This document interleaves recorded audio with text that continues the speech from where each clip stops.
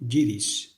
Yiddish es una lengua indoeuropea de la rama occidental de la familia germánica, muy conectada con el alemán.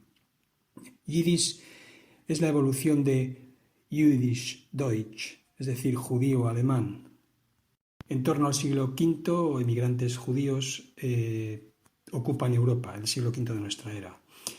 Su lengua, el hebreo, permanece como una lengua litúrgica, como una lengua sagrada. En torno al siglo X, los judíos instalados en el norte de Francia se trasladan hacia el Valle del Rin y adoptan como lengua una variedad alemana que rápidamente modifica el sistema fonológico. Esta población modifica el sistema fonológico de esta variedad alemana, pero mantiene casi intacta la estructura gramatical y también se tiñe de influencia hebrea. En torno al siglo XIV la lengua se extiende, junto con la emigración resultante de las persecuciones religiosas, hacia el este de Europa y allí entra en contacto con las lenguas eslavas.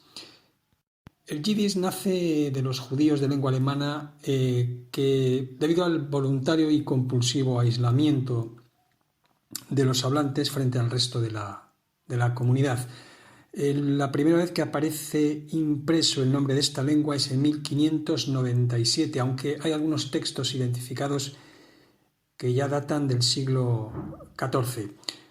Tenemos que recordar que a los judíos no se les permitió instalarse en el antiguo territorio de Rusia, pero recordemos también que Rusia anexionó en el siglo XVIII Ucrania, Bielorrusia, Lituania y el este de Polonia, entre otros territorios, donde se habían instalado un buen número de judíos que hablaban el yiddish.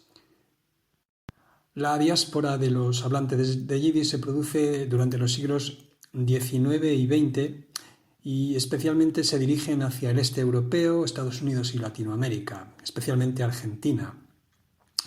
A principios del siglo XX, los Estados Unidos, especialmente Nueva York, son el centro de la cultura yiddish.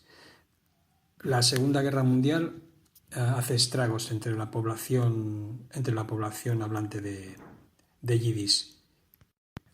¿Qué es hoy el yiddish? Pues es una lengua que aquellos que hablan alemán no comprenden y es completamente inaccesible en la lectura para quien no conoce el hebreo.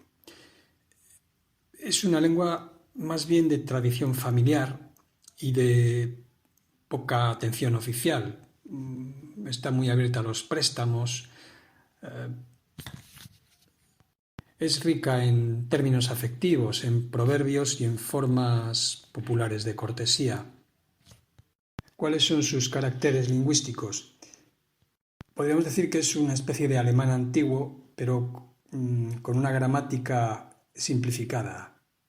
El sistema vocálico alemán tiende a simplificarse, algo que es propio de las lenguas semíticas como el hebreo. El acento está en la primera sílaba de la palabra habitualmente. Mantiene el género según los usos del alemán. El verbo es muy parecido a la estructura del alemán, casi lo mantiene en líneas generales.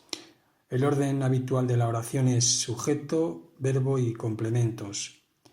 Las preposiciones se inspiran tanto en el hebreo como en el alemán. Tiene aproximadamente un 10% de vocabulario hebreo y otro 10% de vocabulario eslavo, sobre un amplio fondo de alemán muy influenciado últimamente por el inglés. Se escribe con el alfabeto hebreo, pero a diferencia de las vocales también se señalan, excepto cuando se trata de una palabra préstamo del hebreo.